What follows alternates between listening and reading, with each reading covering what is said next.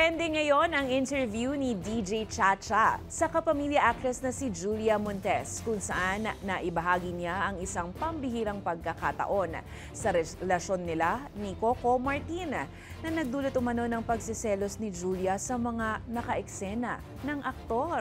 Nako, sino kaya yan? Makichika sa Balitang A to Z Showbiz ni Lane Garcia. Ang aktres na si Julia Montes sa isang interview niya sa sikat na radio host na si DJ Chacha.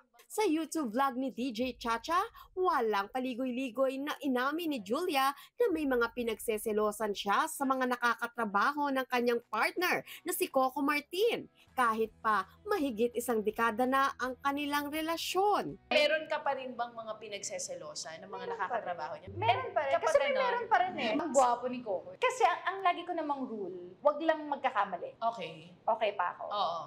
Tapos wag lang rin magkakamali yung babae. O okay pa ako. Pero pag nagkamali, medyo asahan mo na.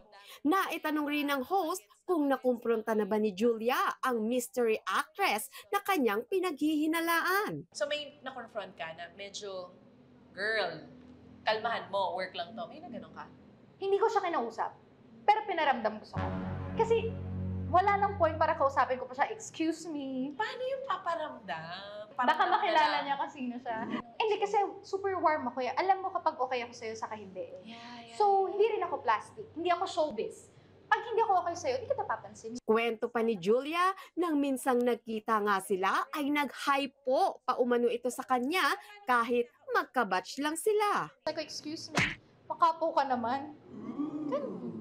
With smile. Aminado rin si Julia na minsan hindi niya maiwasan talagang magsungit sa dahilang sumusobra na nga raw ang mystery girl na ito. Kasi sobra rin naman siya. Kumbaga sa strike 3, sobra-sobra rin naman.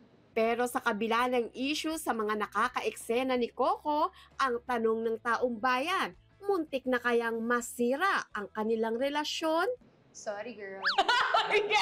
Hindi man pinangalanan ni Julia ang naturang aktres na kanyang tinutukoy, pero matatandaang noong 2017, umugong ang mga chismis na ang pinagseselosan noon ni Julia ay ang mga dating leading ladies ni Coco Martin sa ang probinsyano.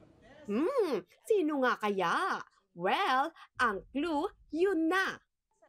Para sa Balitang A to Z Showbiz, Lane Garcia.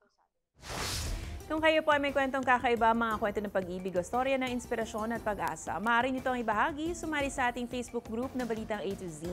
Panoorin ang replay ng ating programa at sundan ang ating social media pages, hanapin ng Balitang A to Z. Ang ating pabawang quote of the night ngayong Biyernes ay mula kay Mahatma Gandhi.